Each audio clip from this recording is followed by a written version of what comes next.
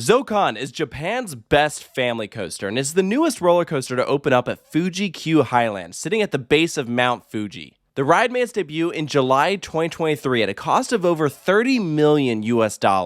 It's an Intamin motorbike coaster with almost 4,000 feet of track, 3 trains, and onboard audio. This ride is a party in every sense of the word. The name Zokkon in Japanese supposedly translates to the concept of being completely charmed head over heels from the heart, which I interpret to meaning that you're just feeling good. And I feel like that's a pretty accurate description for what this ride does. It puts a smile on your face. I've done a lot of these Intamin straddle or motorbike style coasters, but let me tell you, none of them have had the effect that Zokkon had. It really is a mini Hagrid's from Islands of Adventure. Riders will experience multiple launches, a spike into a backwards section, and a layout almost exclusively up against the ground with these winding S-turns. Your sense of speed is heightened. You might only max out at 45 miles per hour, but it does not feel that way. What Intamin and Fuji-Q managed to achieve with this ride is extremely impressive, and in this review, I'm going to dive into everything that you can expect with Zokkon because this is a must-do experience when you're at the park. And prior to this edition, Fuji-Q had established itself as the thrill park of Japan. Back in the day, they launched the world's tallest roller coaster with Moonsault Scramble, blew everyone's minds with Dododonpa, the world's fastest accelerating roller coaster, and are currently home to what some consider the best roller coaster in the world with Ejinaika, an S&S 4D coaster. There is an expectation that when Fuji-Q builds a new ride, they are going all out. They love breaking records, and Zokkon is probably their largest investment that they've made that didn't go for a record or that oh crap factor. I think they realized that they were so thrill heavy that they needed that intermediate experience, but they weren't going to go halfway. They might not have gone for a world record, but they did go for a world-class family coaster. And Zokkon is exactly the type of ride that anyone could experience and just have a blast. Now, if you've ever been to Fuji-Q Highland, you might know that this park, in terms of land, is actually not that big. They've always had to get creative when it comes to making room for new attractions,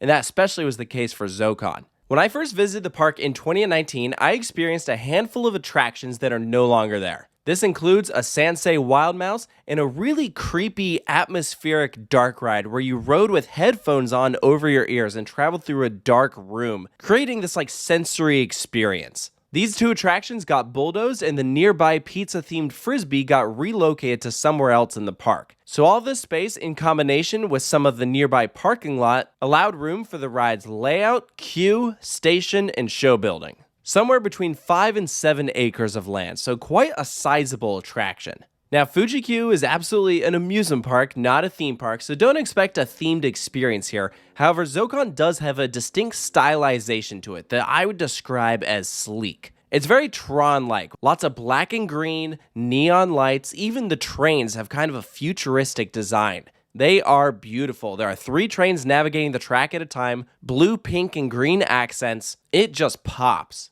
Now, unfortunately, I wish that I only had positive things to say about the Zokkon experience, but Fuji-Q Highland is a little excessive when it comes to safety. It's this overall vibe of just general paranoia, which frankly is a little understandable when you realize that they did have a major incident on Dododonpa that did inevitably cause its closure, and with a maintenance worker recently passing away on Ejinaika that caused a several-month closure of that attraction, you can just see how they might want to overcorrect things a little. And before every passenger experiences Zokkon, they must watch a very detailed and thorough safety video, which really gets into the nitty-gritty of how you should be experiencing Zokkon. Like, there's literally a direct line in there about looking into the turns. If the track turns right, you should look to the right. And even when you are sitting down, they will not dispatch the train unless you have both hands on the handlebars and are looking forward. It was quite comical at first, but I'm not gonna lie, it did get a little irritating. They are treating Zokkon as if it was the most intense roller coaster in the world, which is quite ironic considering Ejinaika is right next door. Yet the verbiage that they're using to describe this is saying that it is a very intense attraction. On Fuji-Q's website, it even uses the word violent to describe it, which could just be a translation error. However, I don't see them using any type of word like that to describe Fujiyama, and that is a much more violent attraction. I just very much get the vibe that Fuji-Q thinks this ride is way crazier than it actually is. They literally have signs as you're walking up that say exactly that. And for their sakes, I hope that that doesn't create disappointment at all, because I don't think it's fair to Zokkon to put it on the same thrill level as rides like Takabisha and Ejinaika, when inherently Zokkon is intended to be a stepping stone attraction. Anyways, let's dive into the ride experience. Zokkon's layout is essentially made up into 3 parts. The first forward section, the backward section, and then the final stretch in the forwards direction. When you leave the station, you'll see a bunch of streaks of light coming towards you, and then you take off. It's actually a decently punchy launch. We know that the ride has a top speed of 45 miles per hour. It is unclear when exactly you hit that top speed. I wouldn't be surprised if it's this first launch, because after you emerge from the tunnel, you take this left-handed turn and rise up into what I am assuming is the highest moment on the ride. It's this bank turn. It's a nice gradual ascent and descent. One thing that I like about Zokkon is that it feels like it builds on itself. The most exciting moments are at the end. So this is your introduction. You drop down low to the ground and pass through a double S-bend. Nice and twisty, good fun. You bank to the left, level out into a small little bunny hill. Don't expect any airtime here, but there might be some moments that we'll get to later on that have that. And then there's a left-handed turn into a set of trims. And unfortunately, this is really the only buzzkill of the entire ride. The turns that you take following the set of trims are really slow, but they're also pretty tight, so it seems like they didn't have a ton of space to work with, and so they needed to slow the train down,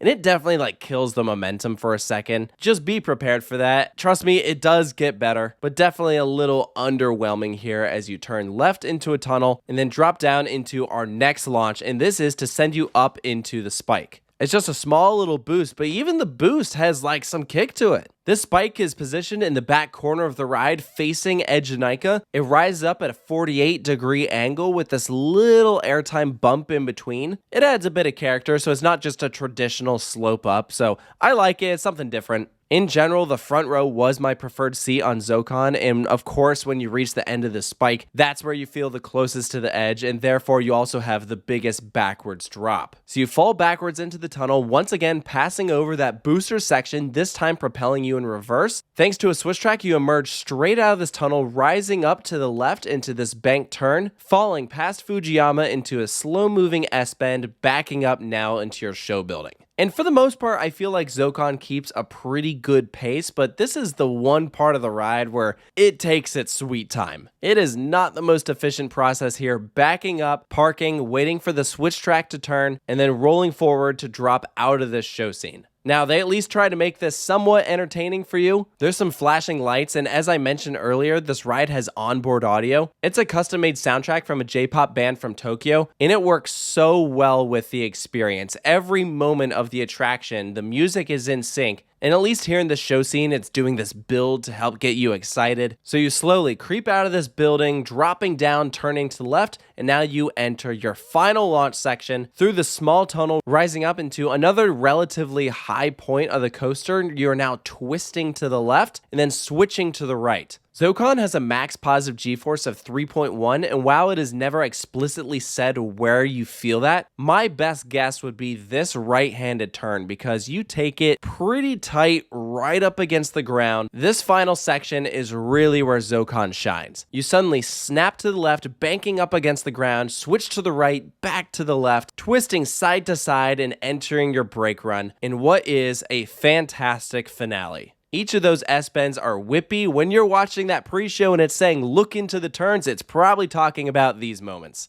I like that Zokkon ends with a bang. It keeps that ride experience interesting and leaves you overall satisfied at the end. I walked off this thing with a huge smile on my face. And unfortunately, on-ride and off-ride footage do not do Zokkon justice. You really have to be sitting in that train, hearing the music, and that's when it all just works. This ride would not be the same without that custom soundtrack, and I am so glad that it has it. So, as a whole, to give Zokkon a final score, I believe it is deserving of a 9 out of 10. Looking past the paranoid safety procedures, the layout is very strong. Sure, maybe there's a couple moments where hey, yeah, if this launch boosted just a little bit faster, that'd be nice, or yeah, I wish the trims didn't hit as hard. I still feel like the layout is incredibly creative. The G-forces are perfect for a family thrill coaster, and it is just a perfect ride for this park. They were in desperate need of an attraction like this, and I'm so glad that they got got their Intamin multi-launch family coaster. Whereas so many other straddle coasters can be a little unsatisfying, I feel like Zokkon hits that mark, and I would love to see more like this in the future. So let me know down in the comments below if you've had the opportunity to experience Zokkon at Fuji-Q Highland. If you agree with the points that I brought up, or if this is one of your bucket list coasters, you can post all that down below. And of course, make sure to stay tuned for more coaster reviews here at Coaster Studios, and I'll see you next time.